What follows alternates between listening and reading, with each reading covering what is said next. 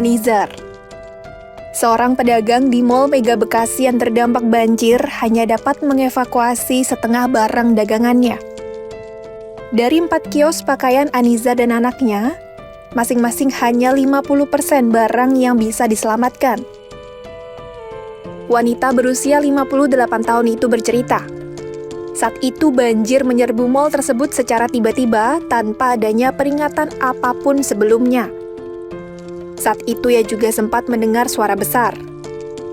Anizar kemudian berupaya semaksimal mungkin untuk mengevakuasi barangnya bersama sang anak. Namun tenaga mereka tak cukup kuat untuk bisa mengevakuasi seluruh dagangan dari banjir. Ada yang karungan udah saya suruh anak saya cepat, tapi memang dia sendiri nggak kuat lagi, barangnya banyak kan, tokonya di sini. Itu juga udah kasihan saya kan. Itu masih ada di dalam yang udah dikarungin tapi nggak sempat ngangkat ke atas. Oke, itu berapa orang waktu itu yang ngangkat? Sendiri dia sama saya, pokoknya karyawannya cuma datang 2. Yang lain nggak bisa kesini karena banjir gitu kan. Jadi berapa persen kira-kira baju? 50%. 50% Bu ya. Tapi bisa digunakan nggak nanti ketika baju-baju yang basah di bawah itu masih bisa dijual lagi atau gimana Bu? Kalau saya ini yang di bawah itu aja, kan ada yang kan dia digantung itu, kan di bawah cuma basah, dibawa keluar sini, nanti kita lap-lap aja. Biar bisa dijual juga atau diobrol juga.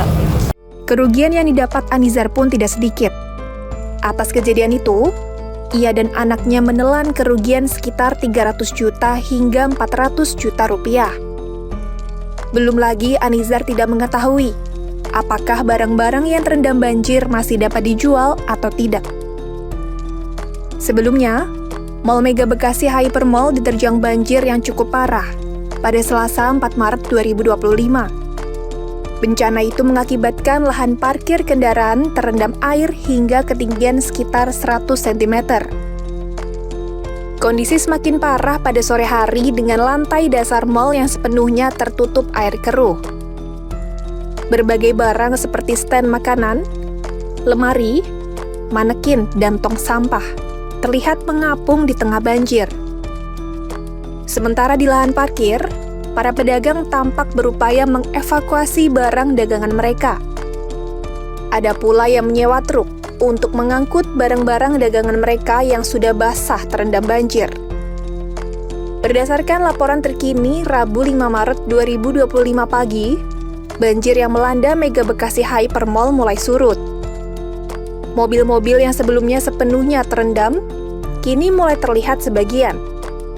Pengamatan Kompas.com di lokasi pukul 9:26 waktu Indonesia Barat, ketinggian banjir di area parkir mal tersebut tersisa sekitar 85 hingga 90 cm. Terlihat masih ada beberapa mobil yang masih terendam banjir.